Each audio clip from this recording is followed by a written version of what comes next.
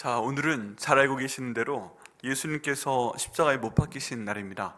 저 이선의 장로님께서 잘 기도해 주신 대로 저희가 오늘이 어떤 날인지 잘 알고 계십니다. 그러시죠? 특별히 고난주간이 있지만 성금요일은 예수님께서 드디어 우리 죄를 위해서 십자가에 못 박혀 돌아가신 날입니다. 예수님 입장에서 보게 되면 예수님께서 이 땅에 오신 목적을 일단 굉장히 많이 이루신 것입니다. 왜냐하면 우리가 죄를 지었기 때문에 벌을 받아야 됩니다. 그런데 하나님께서 우리가 너무나도 사랑스러운 존재이기 때문에, 우리가 하나님의 형상을 닮은 존재이기 때문에 우리에게 그 죄에 대한 벌을 다 주실 수가 없었던 거죠. 그런데 세상에 그 지은 죄에 대해서는 반드시 벌이 있어야 됩니다.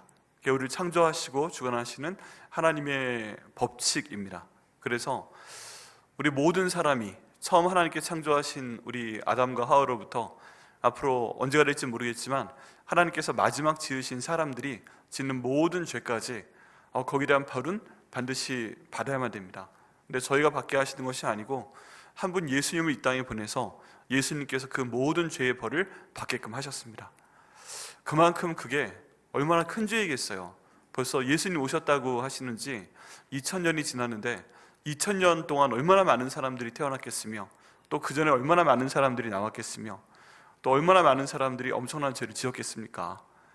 그 죄에 대해서 그 모든 벌을 한꺼번에 주시기 위해서 정말 저희가 잘 아는 대로 예수님께서는 가장 비참한 방법으로, 가장 잔인한 방법으로 이 땅 가운데 있는 모든 저주를 다 한 몸에 짊어지시고 이 땅 가운데서 돌아가셨습니다. 그렇기 때문에 오늘이 예수님으로서도 정말 굉장히 의미 있고 큰 날이고요, 저희로서도 정말 너무 죄송하고 또 감사한 그런 날입니다. 예수님께서는 우리 죄를 위해 죽으셨지만 우리는 오늘 예수님께서 죽으셨기 때문에 우리 모든 죄값이 다 청산이 되었습니다. 그렇기 때문에 여기에 대해서 감사하고 참 애도하고 죄송해하는 그런 우리가 되어야 됩니다. 그런 오늘과 내일 보내시기를 예수님의 이름으로 축원합니다. 주님께서 이 마음을 갖고 이번 주 보내시고, 또 특별히 예수님께서 돌아가시고 무덤 가운데 계신 오늘과 내일 가운데 저희 모두에게 큰 은혜를 주실 것을 믿습니다. 성금요일에 예수님께서 십자가에서 우리 죄를 대속하신 장면에 대한 설교는 그동안 여러분께서 많이 들어오셨지요. 네, 그러셨을 것으로 믿습니다. 또 묵상도 굉장히 많이 하셨을 줄 압니다. 그래서 오늘은 예수님께서 십자가를 지시기 전에 마지막 날 벌어진 일입니다. 여러분, 오늘 말씀에 마지막 날 벌어진 일입니다. 마지막까지 의미 있게 만드신 두 사람이 있습니다. 두 사람의 배신자, 가룟 유다와 베드로입니다. 이 두 사람에 대한 내용을 저희가 함께 보겠습니다. 목사님, 그게 성금요일에 대한 사건 맞습니까? 맞습니다. 예수님께서 목요일 저녁에 유월절 만찬을 가지시고 겟세마네 동산으로 가셨습니다. 예루살렘 성에서 걸어서 1시간 정도 되는 거리입니다. 그리고 거기에서 거의 밤을 새워서 기도를 하셨습니다. 그리고 새벽녘에 여기 나와 있는 대로 대제사장들과 성전의 경비대장들과 장로들이 예수님을 검과 몽치를 가지고 잡으러 왔습니다. 그리고 그날이 바로 금요일 당일이었습니다. 이날 예수님께서 돌아가셨습니다. 그렇기 때문에 이날 예수님께서 제자 중에 만나신 두 사람이 있습니다. 한 사람이 가룟 유다이고 또 한 사람이 베드로입니다. 이 두 사람의 이야기를 하면서 우리 자신의 그런 내용들을 한번 돌아보는 시간을 갖고자 합니다. 먼저는 가룟 유다입니다. 여러분이 가룟 유다, 예수님께서는 12 제자 가운데 한 명으로 이 가룟 유다를 선택을 하셨습니다. 예수님께서 제자들을 뽑으실 때 그 전날 밤에 밤새 철야 기도를 하셨더라 라는 내용이 복음서 가운데 있습니다. 이 가룟 유다를 뽑으시면서 얼마나 많은 고민을 예수님께서 하셨을까요?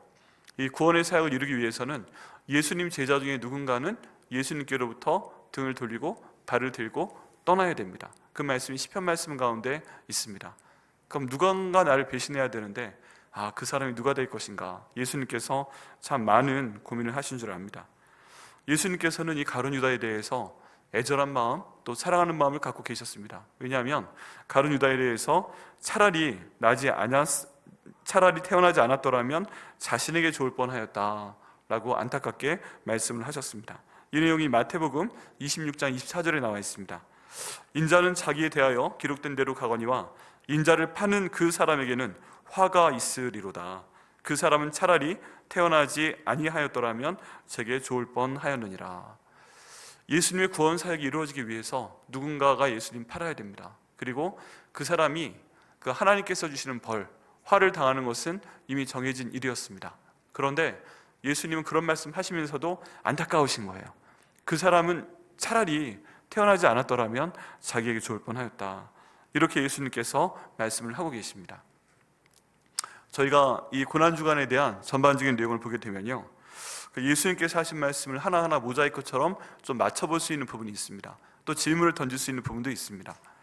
예수님께서는 그 사탄이 예수님께 12제자를 모두 달라고 요구했다는 사실을 밝히셨어요. 사탄이 지금 예수님을 이제 죽여야 됩니다. 사탄은 놀라운 하나님의 뜻이 무엇인지 모릅니다.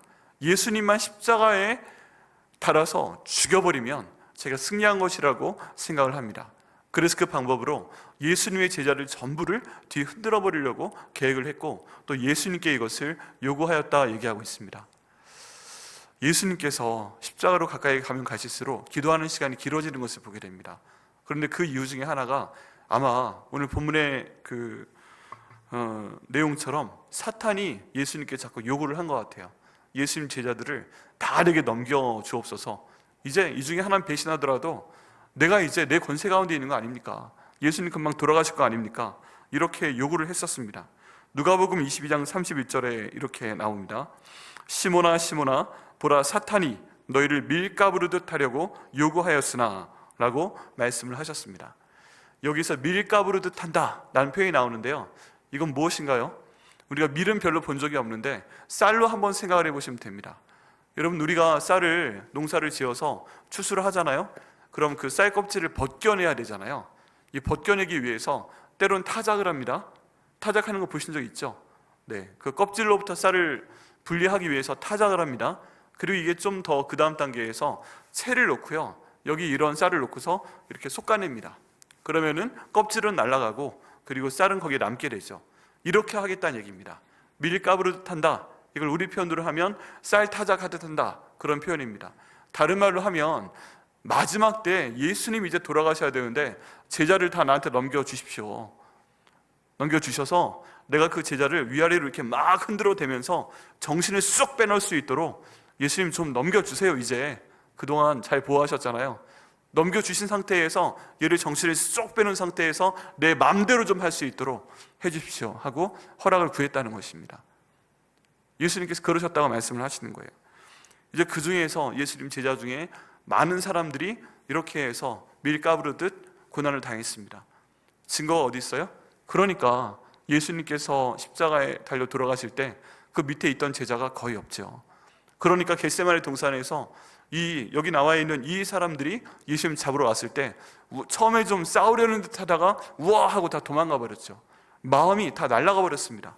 이렇게 쌀가부르듯 타작하듯 이렇게 해가지고 그 사람들의 마음이 다 날아가 버렸습니다. 예수님 옆을 지키고 있는 사람이 거의 없었습니다. 가룟 유다, 예수님을 완전히 배반해 버렸습니다. 베드로, 오늘 본문의 말씀처럼 예수님을 배반하는 그런 장면입니다. 그런데 이 상태 가운데서 특별히 저희가 가룟 유다에 대해서 좀 더 주목해 볼 필요가 있습니다. 왜 그러냐 하면 유다는 그 많은 제자들 가운데서 12명 제자들 가운데서 왜 특별히 진짜 완전히 사탄이 딱 잡아가지고 사용하는 예수님의 종이 아니라, 예수님의 제자가 아니라 사탄의 종, 사탄의 제자가 될 수밖에 없었는가 하는 점입니다. 여러분, 여기에 대한 단서가 성경 여러 곳에 나와 있습니다. 그걸 저희가 좀 맞춰보겠는데요, 그 이유는, 결정적인 이유는 유다가 저질렀던 아주 비밀한 그런 잘못들 때문입니다. 유다가 어떤 잘못을 저질렀는가? 그것은 예수님과 제자들이 사역을 해야 되잖아요. 예수님과 제자들이 갈릴리 지역에서도 사역을 하고 또 중간에 예루살렘으로도 와야 되고 그러면서 사역 비용이 필요합니다. 우리 교회도 마찬가지입니다. 우리 교회의 모든 그 재정에도 이 사역을 하는 비용으로 많은 비용이 나가야만 됩니다. 그런데 이 예수님과 제자들이 사용해야 되는 사역의 비용을 이 가룟 유다가 아주 오랜 시간 동안 계획적으로 훔쳤습니다. 그 내용이 요한복음 12장 4절부터 6절까지 일단 나옵니다. 제가 읽어드리면요, 제자 중 하나로서 예수를 잡아줄 가룟 유다가 말하되 이 향유를 어찌하여 300데나리온에 팔아 가난한 자들에게 주지 아니하였느냐 하니, 이렇게 말함은 가난한 자들을 생각함이 아니요 그는 도둑이라 돈꾀를 맞고 거기 넣는 것을 훔쳐감이니라 라고 요한복음에 말씀하고 있습니다. 저희가 이 내용은 바로 수요일날 나눴던 그런 내용입니다.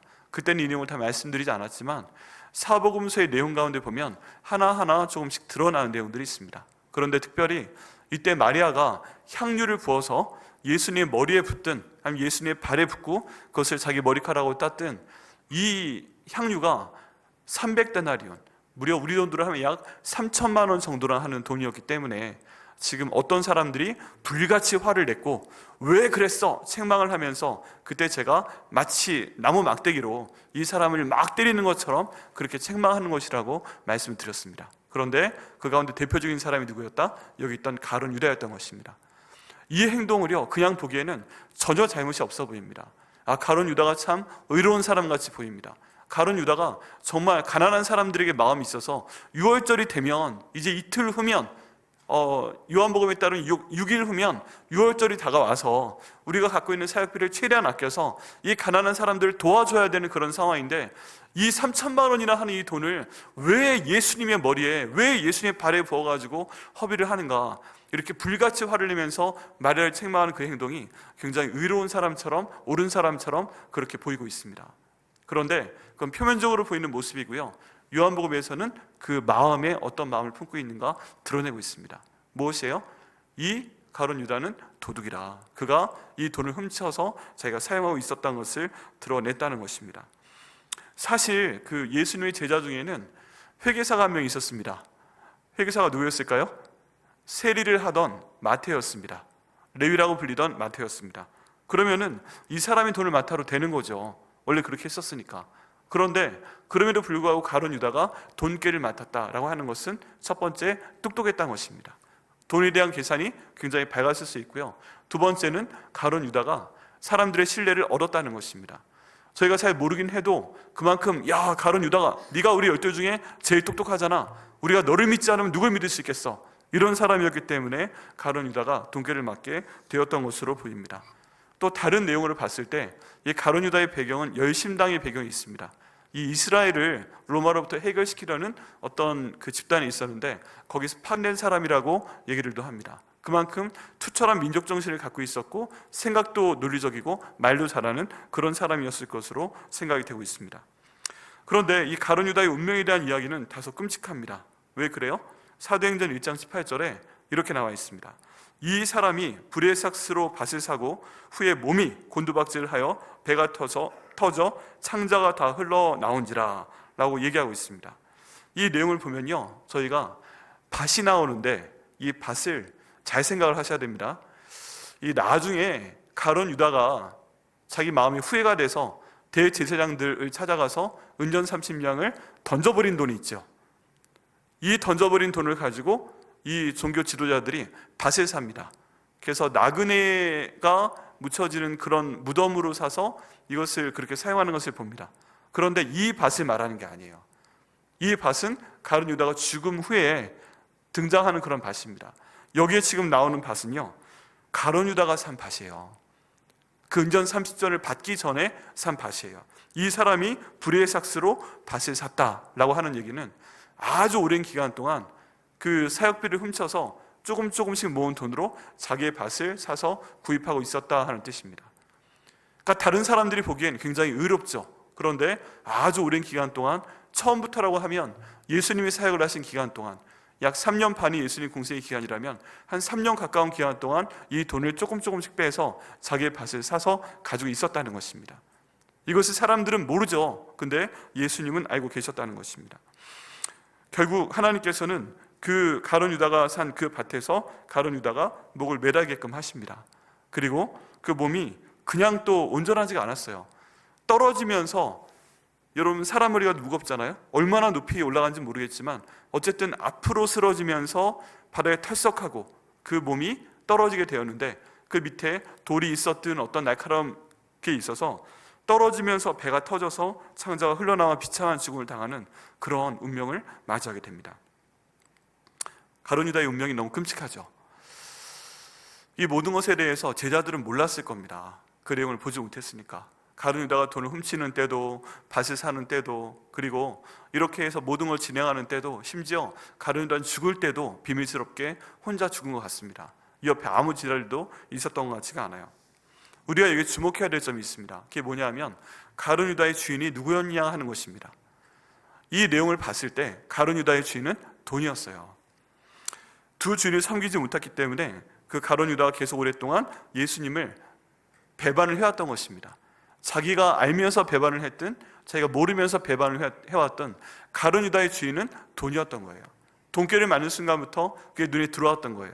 그리고 예수님께서 지금 놀라운 기적을 행하고 계시잖아요. 죽은 사람도 살리고 병자도 고치고 때론 그 풍랑도 잔잔하게 하고 놀라운 기적을 행하시는 걸 보면서도 이분이 내가 하는 일을 알 거다라는 것을 짐작은 해도요, 돈이 더 좋아서, 예수님이 주인이라기보단 돈이 주인이기 때문에 그런 일을 행하다 보니까 이제 예수님과 관계없이 이 주인이 돈이 된 것을 보게 됩니다.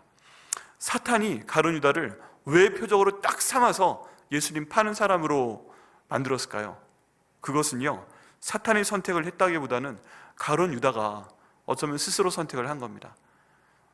모든 제자가 똑같은 상황이었어요. 그리고 그 중에 가장 탁월한 제자 중에 한 명이라서 돈깨까지 맡겼어요. 그런데 그런 사람이 예수님의 이적과 그 존재를 가장 잘 알아야 했음에도 불구하고 그거보다는 이쪽에 시선이 가게 되면서 예수님을 자기의 삶을 통해서 부인하는 그런 단계까지 갔던 것입니다. 다른 사람들은 거기까지는 안 간 것 같아요. 그렇게 머리가 좋지 않아요. 여러분, 돈꾀에서 돈 빼내는 건 아무나 할 수 있습니까? 웬만하면 다 걸립니다. 그런데 가룟 유다는 안 걸렸던 거예요. 안 걸렸던 거예요. 다른 제자들은요, 그런 능력이 되지 못했다는 거예요. 그런데 그것을 사탄이 잘 알고 있었기 때문에 이 중요한 시기에 예수를 팔자로 누구를 선택했는가? 이런 사고 파는 것에 굉장히 뛰어난 머리를 갖고 있는 여기는 가룟 유다를 선택을 했다는 것입니다. 여러분, 가룟 유다가 결정적으로 예수님 배신한 계기가 무엇일까요? 그건 저희가 수요일 날 나눴던 그 말씀 가운데 내용이 있습니다. 아까 저희가 함께 나눴던 내용인데 그 내용을 보게 되면 이 향유를 허비한다라는 내용이 거기 있습니다. 지금 예수님께서는요, 굳이 말씀을 하셨어요. 지금 이 여인이 나한테 3천만 원짜리든 이게 얼마짜리든 내 머리에 붓건 내 발에 붓건 이렇게 하는 것에 대해서 가만히 두어라. 그가 내게 좋은 일을 하였다. 이게 받아들여 줄 만한 좋은 일을 하였다. 왜냐하면 너희는 몰라도 마리아가 알아서 내 장례를 예비했건 모르고 예비를 한 것이건 간에 마리아는 지금 하나님 인도하심에 따라서 옳은 일을 하였다. 내게 좋은 일을 하였다. 잘한 거야 라고까지 얘기를 했는데도 이 가룟 유다의 분이 풀리지 않는 것 같아요. 그 표현이 어떤 단어에 나와요? 허비했다라는 단어 가운데 나옵니다. 여러분, 만약에 가룟 유다가 예수님을 돈보다 더 사랑했다면 이 한 여인이 와서 이게 얼마나 소중한 거 알고 있는데 일생 동안 결혼할 때 써야 되는 혼수로 써야 되는 거 알고 있는데 이거 예수님의 머리에 붙는 모습을 보면서 내가 가장 사랑하고 존경하고 주인인 예수님의 머리에 붙는 걸 보면서 그 돈을 허비한다라는 생각을 하고 허비한다라고 얘기하면서 불같이 화를 내고 막대기라도 있었으면 이 여자를 막 좁히면서 비난할 정도로 이런 강렬한 반응을 보였을까요? 아닌 것입니다. 아니에요. 만약에 예수님이 주인이라면 이 향유를 이런 식으로 허비한다는 표현을 이 가운데 사용할 수가 없겠지요. 없습니다. 그러면서 가룟 유다가 이 사건 다음에 마가복음에 따르면 예수님을 팔게 됩니다. 그리고 그 전에 보면 사람들이 이 유월절 동안에는 명절이니까 예수한테 사람들이 많이 모여 있으니까 잘못하면 밀란이 날까 하니까 우리가 좀 미루자 했는데 가룟 유다가 와서 팔겠습니다 하는 얘기를 들으니까 굉장히 좋아하면서 그럼 이번 유월절에 예수님을 잡아 죽이자 하고 결정을 내리게 되었던 것입니다. 여러분, 이때 가룟 유다가 왜 이런 결정을 갑자기 내리게 되었을까요? 야, 이 예수를 위해서 3천만 원이나 갖다 부어? 이건 난 도저히 용납이 안 돼. 어떻게 그럴 수가 있어? 만약에 그거 팔아가지고 돈깨 넣었으면 내가 그거 팔아서 밭을 사든 뭐 또 하나를 사든 뭔가 재물을 늘릴 수 있었을 텐데 이 생각만 하니까 너무 아깝고 너무 열받아가지고요, 예수님을 팔아버리려고 결정을 해버렸다는 것입니다. 여러분, 이 가룟 유다의 주인은 바로 돈이었습니다. 그러고 보면요, 성경 전체를 봤을 때 가룟 유다가 이 예수님에 대해서 부르는 호칭을 한번 살펴보면요, 예수님 하고 이름을 부른 적도 없고요, 주인님이라고 부른 적도 없습니다. 그런데 선생님, 랍비어라고 부른 적은 있습니다. 가룟 유다한테는요, 이 예수님이 그 많은 기적 가운데 함께 참여하게 하셨음에도 불구하고 그냥 선생님이었던 거예요. 여러분, 예수님께서 그 12 제자들에게 능력을 주어서 파송하실 때, 병 고치는 능력을 주어서 파송하실 때, 그때 가룟 유다도 있었습니다. 그때 성령께서 기름 부으셨고요, 그때 가룟 유다도 기름을 발라서 병을 고쳤고요, 그때 마귀를 내어 쫓았고요, 그랬던 사람이 가룟 유다입니다. 그런 경험까지 있던 사람이 주인이 바뀌어버리니까 이렇게 예수님을 배반하는 사람이 되고 말았던 것입니다. 예수님께서 겟세마네 동산에서 오늘 본문에 읽은 대로 가룟 유다를 만나셨습니다. 지금 이 사람들이 인도해가지고 온 것이죠. 그런데 이 가룟 유다가 그냥 일반적으로 보기엔 굉장히 옳은 행동을 합니다. 선생님 딱 보고 랍비어, 선생님 인사를 하고 나서 굉장히 친근한 표현으로 예수님께 입을 맞추려고 합니다. 그런데 그냥 보기에는 굉장히 친밀한 표현이고, 제자가 선생님한테 입을 맞추는구나 하는 굉장히 좋아 보이는 장면인데, 사실은 그 입맞춤을 통해서 바로 이 사람이 예수니까 이 사람을 잡아서 가라 라고 사인을 주는 것이었죠. 예수님께서 이 모든 것도 알고 계셨습니다. 그래서 오늘 본문 말씀처럼 예수께 입을 맞추려고 가룟 유다가 가까이 가는데, 예수께서 이르시되 유다야, 내가 입맞춤으로 인자를 파느냐라고 말씀을 하고 계십니다. 여러분, 예수님께서는요 다 알고 계시는 거예요. 그리고 이 순간에 굳이 열내지 않으시는 걸 볼 수 있어요. 만약에 저였으면요 굉장히 열받았을 것 같아요.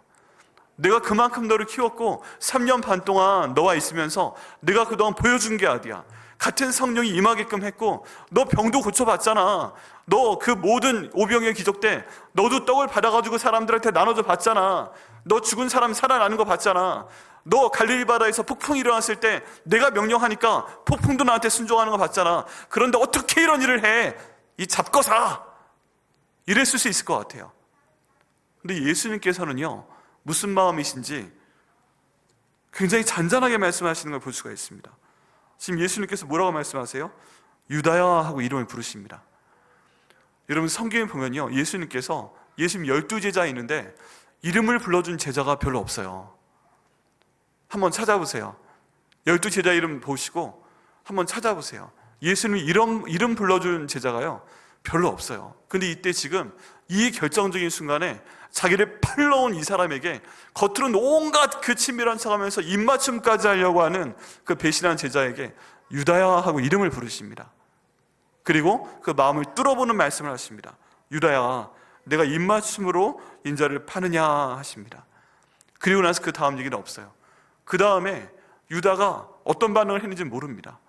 상상 속에서 굉장히 놀랐을 거다, 긴장했을 거다, 으악하고 그 순간에 마음이 후회가 와서 돌아갔을 거다, 뭐 여러 가지 생각을 할 수 있지만 성경적인 근거는 없어요. 다만 이 내용 때문에 유다야, 내가 입맞춤으로 나를 파느냐, 예수님께서 내 마음을 아시는구나, 이것들이 마음을 찔러서 후에 유다가 자살하게 하는 어떤 원인의 일부를 제공했을 가능성은 있습니다.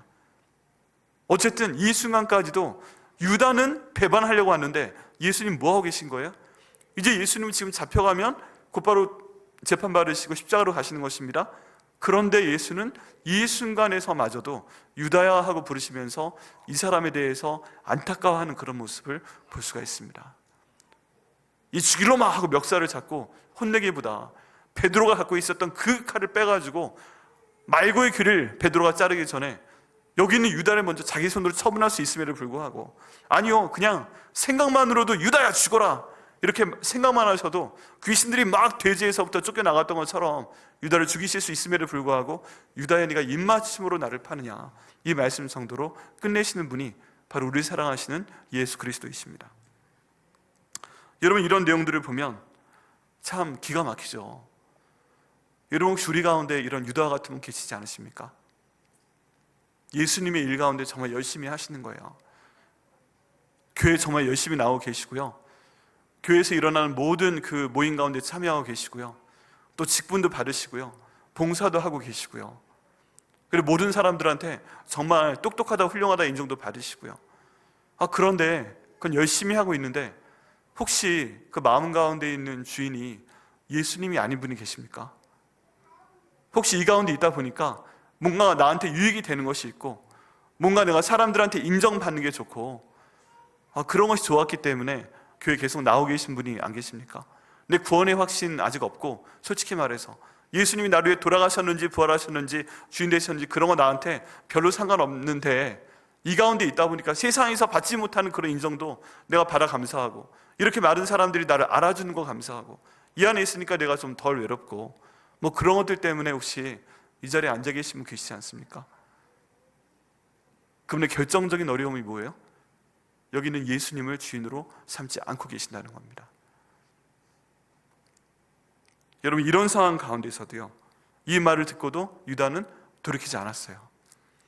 바로 잘못했습니다 라고 무릎 꿇을 수도 있을 것 같은데 유다는 그렇지 않았습니다. 왜 그랬어요? 왜냐하면 그 마음에는 예수님이 주인이시다 라는 마음보다는 내 돈을 허비한 사람이다, 내 주인은 돈인데, 이런 마음이 그 마음에 더 컸기 때문으로 보입니다.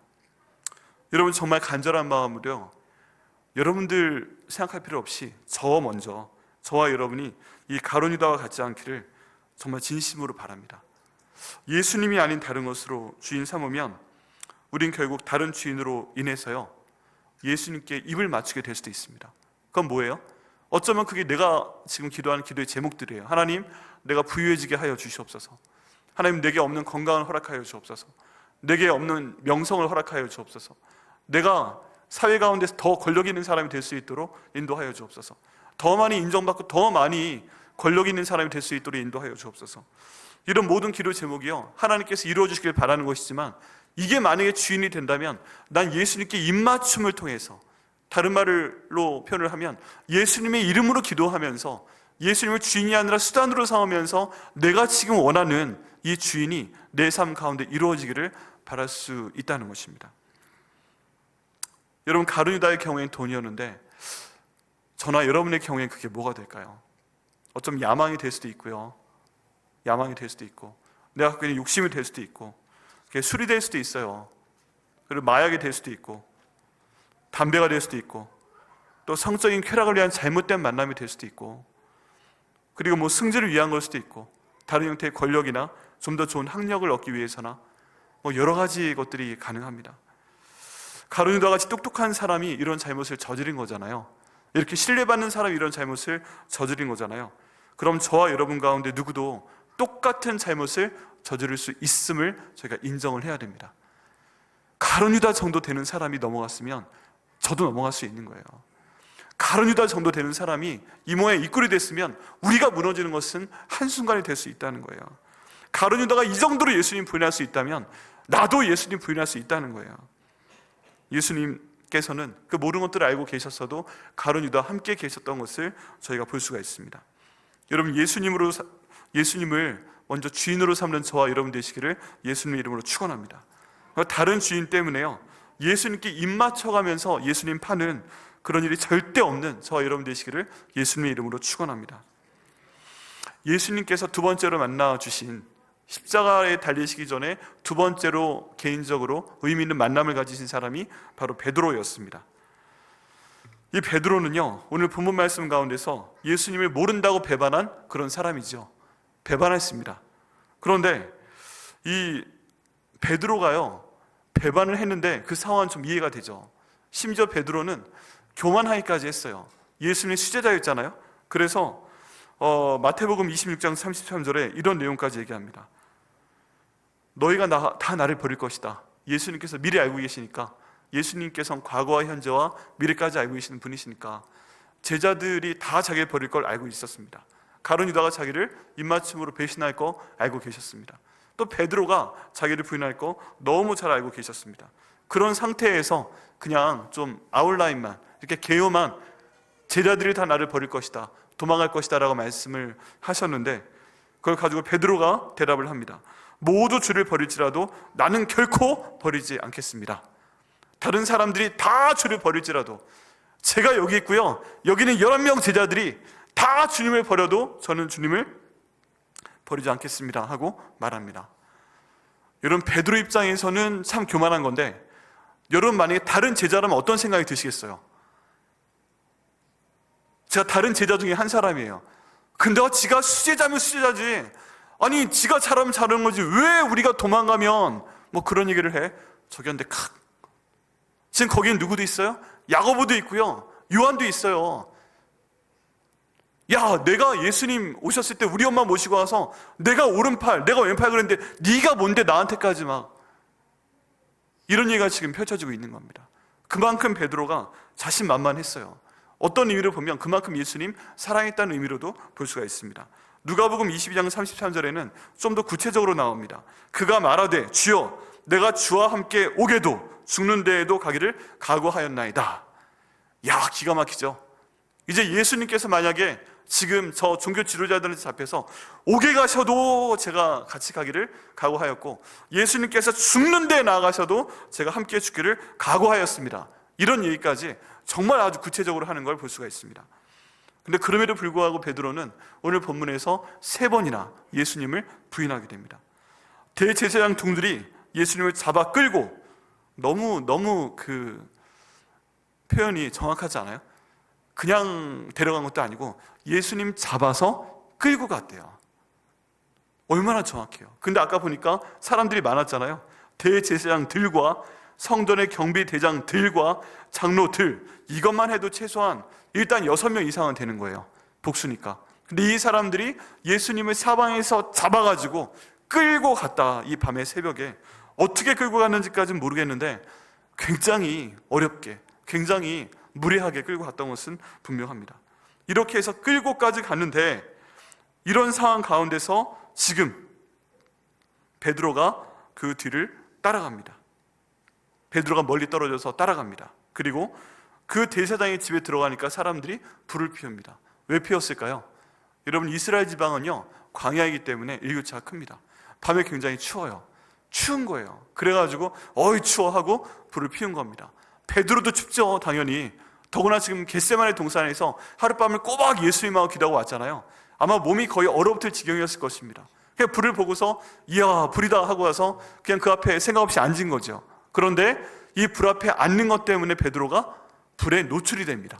얼굴이 노출이 되고요, 사람들이 그거를 딱 보니까 알아보는 거예요. 다른 사람들은 다 지금 서로 아는 사람들이에요. 근데 모르는 사람이 한 명 와 있어요.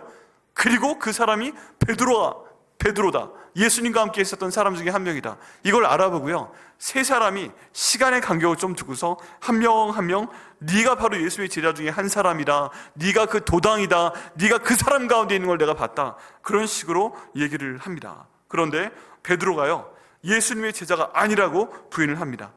이 표현 그대로 읽어보면요, 처음 그 내용에 대해선 이 여자여 내가 그를 알지 못하노라 하고 이 여자를 겁박하듯이 세게 말합니다. 이 여자여 내가 그를 알지 못하노라. 두 번째 어떤 남자가 얘기하니까 이 사람아 나는 아니로라. 세 번째, 이 사람아 나는 내가 하는 말을 알지 못하노라 라고 얘기를 합니다. 그리고요, 마태복음 26장 73절 74절을 보면 베드로는요 3번째 사람이 얘기했을 때 저주한다는 표현까지 사용하는 것을 볼 수가 있습니다. 조금 후에 곁에 섰던 사람들이 나와 베드로에게 이르되 너도 진실로 그 도당이라, 내 말소리가 내 갈릴리 사람 사투리가 너를 표명한다 하거늘 그가 저주하며, 베드로가 저주하며 맹세하여 이르되 나는 그 사람을 알지 못하노라 하니 곧 닭이 울더라 라고 되어 있습니다. 여기에서 베드로가 저주했다고 나와 있는데요, 지금 누구를 저주하는 것일까요? 지금 저주하는 것은요, 답을 말씀드리면 베드로 자신을 저주하고 있는 것입니다.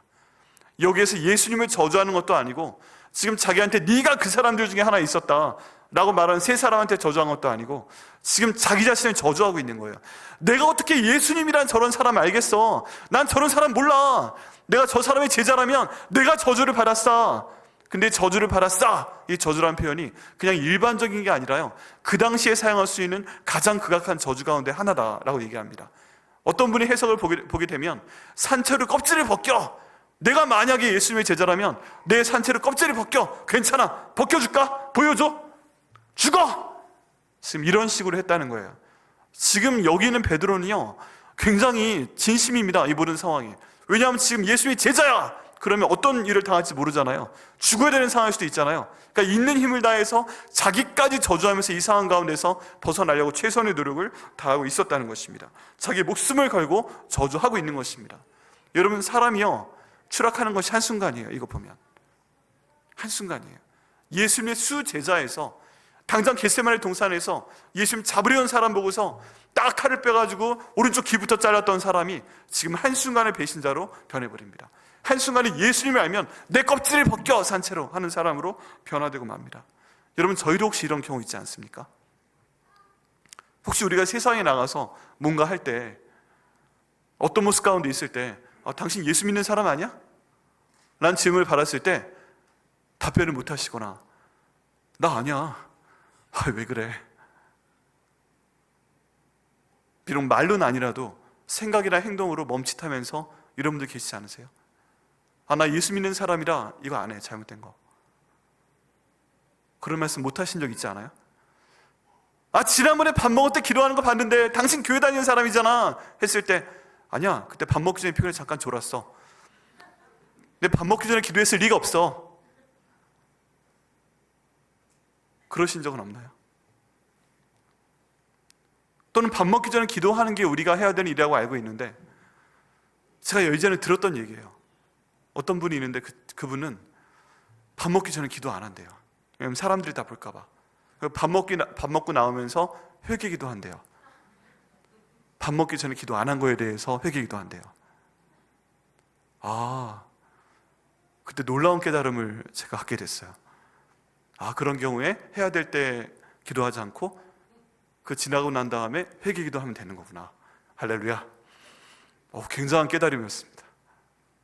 근데 이게요, 우리가 보기엔 지금 웃을 수 있는 일인데 이게 예수님 보시기에 웃을 수 있는 일인가요? 어떻게 보면 너 예수 믿는 사람이야.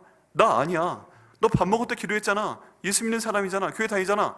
아니야. 좋은 거야. 너 밥 먹을 때 기도 안 했네? 끝나고 나서 주님 죄송합니다. 밥 먹기 전에 기도해야 되는데 제가 사람들이 많아서 기도 못했습니다. 이거는 예수님 부인한 거 아닌가요?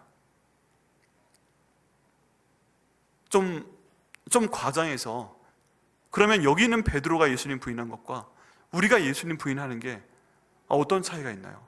굉장히 큰 차이가 있나요? 만약에 예수님께서 우리의 주인 되시고 이 자리에서 내가 예수님과 함께 감옥이라도 가겠습니다, 같이 죽겠습니다 하는 그런 각오를 하는 사람들이라면, 그런 상황 가운데 내가 예수 안 믿는 사람인 척 우리는 그런 생각과 말과 행동을 할 때가 있지 않나요? 아주 솔직히 말해서 길거리에서 노방전도 하시는 분들 보면 피해 가신 적 있지 않나요? 저분들 참 대단하시다 그런 생각하기보다 쪽팔려 저런 식으로 전하는 거 아닌데, 그분의 용기는 둘째치고 어떤 데서 나왔다는 건 둘째치고 나는 그렇게 할 수 없음에도 불구하고 내 마음으로 판단하고 오히려 피해간 적 있지 않으시나요? 그거는 베드로가 지금 예수님 부인하는 것과 어떤 차이가 있나요? 여러분, 이런 단계를 거쳐서 베드로가 추락하게 됩니다. 그리고 어쩜 이런 단계를 거쳐서 우리도 추락하게 됩니다. 우리가 하는 생각과 우리가 하는 말과 우리가 하는 행동을 통해서 사람들이 너무 좋아서 예수님 믿지 않으세요? 그런 것 같은데 얘기했을 때 아니에요, 나는 원래 인격적인 사람이야, 나는 원래 좀 배운 사람이거든, 이런 반응하지 않으시나요? 근데 그 근본은 뭐예요? 예수님께서 나와 함께 하시기 때문에, 내가 예수님을 주로 섬기기 때문에 성령 하나님께서 나를 변화시켜 주신 것이다, 이런 얘기를 우리를 왜 못하나요?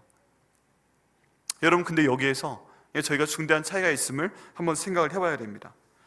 가룟 유다도 예수님 배신한 사람이고요, 베드로도 예수님 배신한 사람이에요. 그런데 두 사람의 결과가 너무 다릅니다. 그렇죠? 가룟 유다는 결국에 이 사역비 빼내서 이런 식으로 하다가 돈을 주인 삼아서 지내다가 예수님 팔아버리는 그런 사람이 되고, 목 매달았는데 떨어지면서 배가 터지면서 창자가 흘러나와 죽는 사람이 되고 말았습니다. 정말 비참한 결론이죠. 누구도 가룟 유다 같은 사람이 그런 최후를 맞이할 거 생각도 못했습니다. 근데 베드로는 돌이켜서 예루살렘 교회와 성도들의 지도자가 되는 것을 저희가 확인할 수가 있죠. 어떤 차이가 있는 걸까요? 그 차이는 바로 사랑에 있습니다. 사랑. 아까는 주인 삼음이란 단어로 표현을 했는데 사랑이란 단어로 저희가 다시 한번 표현을 해볼 수가 있습니다. 여러분, 가룟 유다는요, 예수님을 사랑한 적이 없는 거예요. 주인으로 삼는 거 이전에 예수님을 사랑해 본 적이 없어요. 가룟 유다는. 예수님은 자신의 주인인 돈을 빼내기 위한 수단에 불과했어요. 그래서 그 결론에 다다르게 된 거예요. 근데 베드로는 예수님을 사랑했어요. 비록 예수님을 부인하긴 했어요, 3번이나. 그런데 베드로는 마음 깊이 예수님을 사랑했어요. 그 여러 증거가 성경 가운데 나와 있습니다. 그 내용은요, 예수님께서 부활하신 다음에 갈릴리 바다에서 베드로 만났을 때 내용이 나오게 됩니다. 어떤 내용이에요? 요한복음 21장에 있습니다. 예수님께서 갈릴리 바다로 친히 가셔서 고기 잡고 나오는 그 지뢰를 맞이하십니다. 떡도 있고 물고기도 있고, 그 가운데 베드로한테만 특별히 말씀하십니다. 뭐라고 물어보세요? 내가 나를 사랑하느냐? 내가 나를 사랑하느냐? 내가 나를 사랑하느냐? 이게 지금 배신한 제자한테 물어볼 만한 얘기예요. 물론 예수님께서는 네가 내 생명까지 다 나한테 줄 수 있을 만한 아가페의 사랑으로 나를 사랑하느냐, 그렇게 물어보신 거예요. 근데 여기에 대해서 베드로가 사랑한다고 답변을 합니다. 3번 다 합니다. 예수님 사랑하는 거 아시잖아요. 예수님 사랑하는 거 아시잖아요. 예수님 진짜 제가 사랑하는 거 아시잖아요. 이렇게 얘기합니다. 그런데 사용하는 단어가 틀려요. 예수님 아가페의 사랑, 목숨까지 바칠 수 있는 사랑을 말씀하셨는데 베드로는 친구의 사랑, 필요의 사랑으로 3분 다 대답을 합니다. 그런데 예수님께서 거짓말하지 마! 이런 얘기 하신 적이 없어요. 맞아, 네가 아가페의 사랑은 아니라도 네가 친구 간의 사랑으로, 스승의 사랑으로, 네가 필요의 사랑으로 나 사랑한 건 내가 인정해. 그렇게 인정하시면서 내 양을 치라, 내 양을 먹이라, 내 양을 치라, 내 양을 먹이라, 이렇게 맡기셨습니다.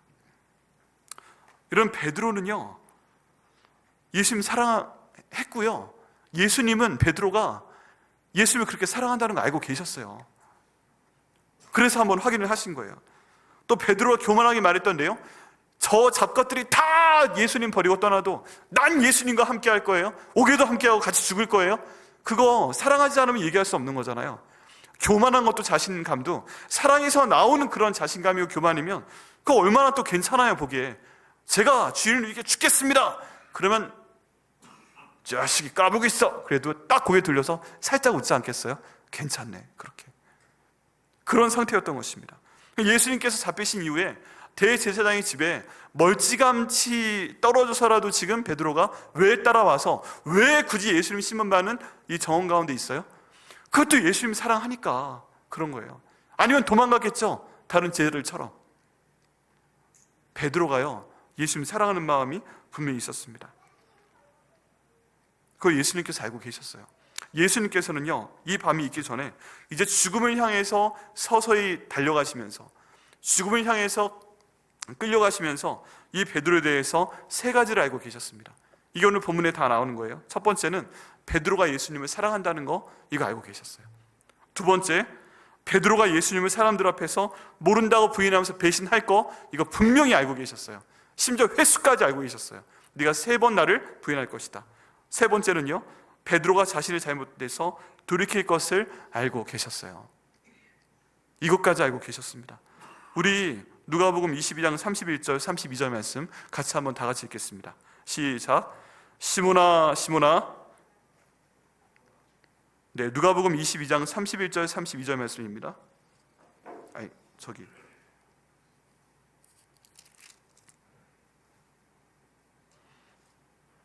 저 잘못 썼네요. 31절 32절 말씀입니다. 누가복음 22장 31, 32절 같이 읽겠습니다. 시작. 시몬아 시몬아, 보라, 사탄이 너희를 밀가부르듯 하려고 요구하였으나 그러나 내가 너를 위하여 내 믿음이 떨어지지 않기를 기도하였노니 너는 돌이킨 후에 내 형제를 든든하게 세우라 라고 말씀을 하셨습니다. 여러분, 여기 보면요, 예수님께서 베드로가 이럴 걸 알고 계셨기 때문에, 이 3가지를 알고 계셨기 때문에 베드로에서 특별히 하신 행동이 있습니다. 그게 뭐예요? 베드로에서 기도하셨다는 거예요. 여기에서는요, 베드로를 위해서 기도하신 거예요. 그리고요, 네가 돌이킨 다음을 아십니다. 네 형제들을 든든하게 세우라라고 부탁을 하십니다. 여러분, 예수님께서 이 모든 거 다 알고 계셨습니다. 여러분, 여기에서 볼 때 우리도 이런 똑같은 사람 아닌가 싶어요. 예수님 사랑해도요, 저희는 예수님 부인할 수 있어요. 예수님 사랑해도요, 교회 다녀도요, 저희 사람들 많은 밥 먹을 때 기도 안 할 수 있어요. 예수님 사랑해도요, 내가 일하다가 뭔가 내가 손해가 될 것 같으면 내가 거짓말 할 수 있어요. 내가 잘못할 수 있어요. 내가 그러면 안 되는 거 아는데 예수 믿는 사람으로서 어떤 사람한테 의도적으로 상처 줄 수 있어요. 내 잘못인 거 알면서도 내 잘못할 수 있어요. 여러분 못하세요? 저는 해요. 해봤어요. 그리고 아마 앞으로도 할 거예요. 근데 저는 예수님 사랑해요. 근데 지금 본문에서 말씀하는 게 뭐예요? 예수님이 그거 알고 계시다는 거예요. 그리고 그런 저희를 바라보시면서 기도하고 계시다는 거예요. 베드로가 세 번째 예수님 부인했을 때 닭이 울었습니다. 이때 누군가가 본문 말씀에 보면 오늘 저희들이 본 말씀이요, 61절, 누가복음 22장 61절 내용을 보면 61절 말씀 같이 읽어보겠습니다. 시작. 주께서 돌이켜 베드로를 보시니 베드로가 주의 말씀 곧 오늘 닭 울기 전에 내가 3번 나를 부인하리라 하심이 생각나서 라고 돼 있죠. 여기 말씀을 저희가 잘 봐야 됩니다. 주께서 돌이켜라고 돼 있는데 이 돌이킨 게 원문에 보면 예수님께서 스스로 아싸! 네가 드디어 부인했구나. 내가 말했던 그 순간이야. 그래서 신문을 받으시다가 탁! 몸을 돌려서 고개를 틀어서 너 베드로! 지금 이게 아니에요. 여기는 돌이키다라는 단어는 수동형이에요. 예수님이 스스로 도신 게 아니라 누가 베드로가 그 부인을 세 번째 하고 딱 하는 순간 누군가가 예수님의 신문받는 그 자리에서 몸을 돌이키게 하신 거예요. 예수님의 몸이 돌아간 거예요. 그리고 눈이 딱 맞은 곳에 바로 베드로가 있었던 것이고 그 순간에 예수님께서 베드로를 주목하시게 된 거고 베드로도 예수님과 눈이 딱 마주쳤다는 것입니다. 여기에서 돌이켜 베드로를 보시니라고 되어 있는데 여기 보시니라는 이 단어요, 이 단어가 기가 막힌 단어입니다. 그냥 눈에 보이는 대로 봤다는 단어가 아니라 엠블레포라는 단어인데 이 순간 예수님께서 주목해서 베드로를 집중해서 눈도 깜빡이지 않고 베드로를 보셨다는 내용입니다. 그리고 그 순간에 베드로도요 예수님을 딱 주목해서 봤다는 그런 내용이에요.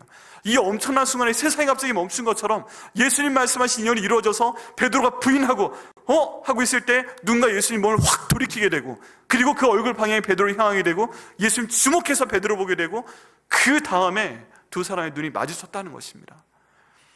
여러분 저희가 잘못해도요 하나님이 이렇게 하세요. 예수님이 보려고 해서 보시는 게 아니고요 누군가 예수님 몸에 탁 돌이켜서 우리가 잘못하는 그 순간 예수님 배반하는 그 순간 예수님과 우리가 눈이 마주치게 하세요. 숨길 수가 없어요. 생각도 예수님 다 아시고 무슨 말 했는지 다 아시고 그 순간에 예수님 우리 주목해서 보고 계세요. 우리가 성도라는 거, 우리가 예수 믿는 사람이라는 거, 우리가 부인할 때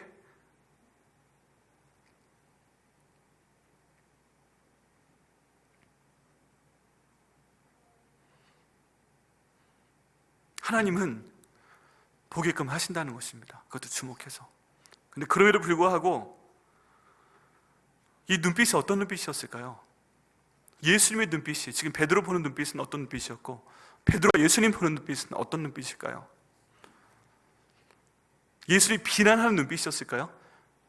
저 죽일 놈의 자식이 드디어 했구나. 내가 예언한 대로 너 그렇게 될 거라고 내가 그랬지. 왜 여기까지 기어 들어왔어? 내 말했잖아. 알려줘도 못해? 네가 무슨 수제자야. 지금 이런 눈빛으로 째려보기 하셨을까요? 그렇지 않습니다. 이때의 눈빛은요 베드로야 다 안다. 네가 나 부인했어도 네가 나 사랑하는 거 안다. 지금 네가 무너졌어도 돌이킬 거잖아. 회개할 거잖아. 돌이킨 다음에 내가 미리 말한 대로 네 형제들 내 피를 통해서 이 땅에 내가 보내줄 그 교회 잘 세워라. 그런 눈빛으로 위로와 용서와 사랑과 격려를 담아서 보고 계셨을 줄 믿습니다. 이건 저만의 의견이 아니고요. 위대한 설교자 스펄전 이전에 100년 전에 나왔던 저한 길이라는 위대한 심리교 신학자가 있습니다. 이분의 글에 보면 그렇게 돼 있어요. 또 다른 분들의 글도 동의합니다. 예수님은 그런 눈빛으로 보셨다. 그리고 우리 상황 가운데서 우리 자신을 찾을 수밖에 없습니다. 여러분, 이 상황에서요, 베드로의 방이 나옵니다.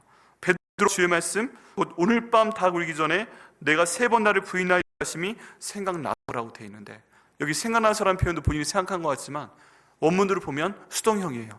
생각이 나진 거예요. 지금까지 죽을까봐 아무 생각도 못했어요. 근데 예수님께서 바라보시는 그 눈을 주목하여 보고 나서 갑자기 툭 떠오른 거예요. 예수님께서 3번 부인할 거라 하셨지? 다 기우네? 이게 이루어졌네? 그러면서 베드로의 반응이 밖에 나가서 심히 통곡했다는 것입니다. 여러분, 이거는요, 베드로가 지금 왜 이렇게 갑자기 무너졌을까요? 왜 통곡하게 됐을까요? 예수님 말씀이 기억이 난 거예요. 베드로야, 네가 그렇게 됐을 때 네가 그렇게 될 거야. 너 그러면 빨리 돌이켜서 내 교회를 세워라.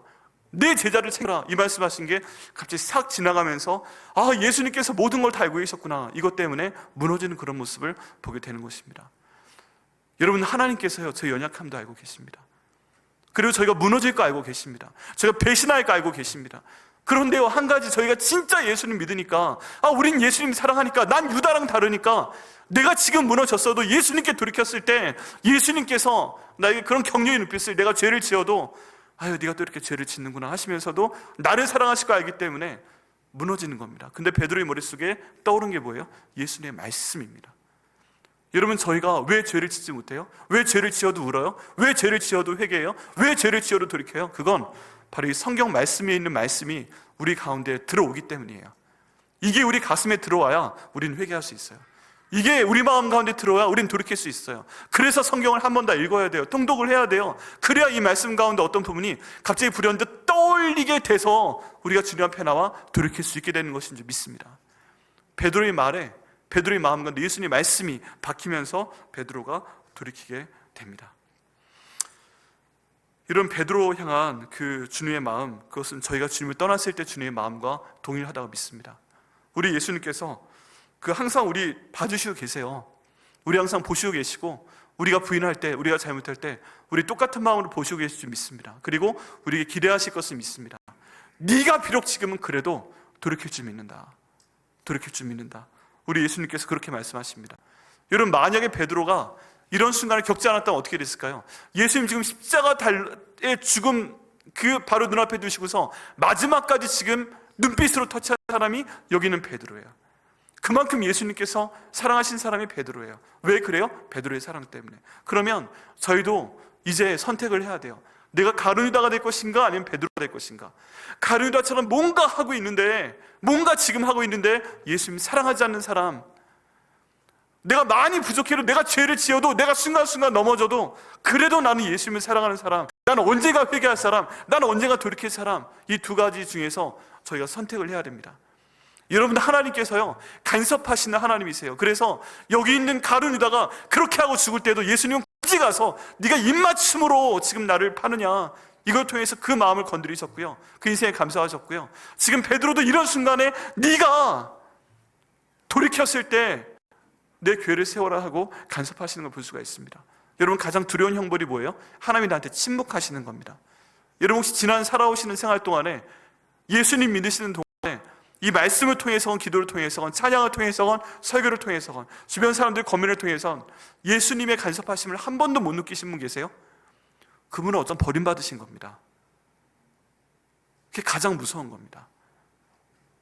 그런데 만약에 주께서 어떤 방법으로든 나에게 간섭하셔서 이렇게 말씀하신 내용이 있다면, 내가 죄를 지었을 때 그 말씀이 내게서 팝업되면서 떨리는 게 있다면, 그러면 우리는 비록 우리가 죄인이라도, 비록 우리가 부인했어도 복을 받은 사람입니다. 이 모든 것을 이루시기 위해서 예수님 오늘 십자가에 달려 돌아가셨습니다. 그리고 그 전에 마지막까지 가룟유다를 챙기시고 마지막까지 베드로 챙겨주셨습니다.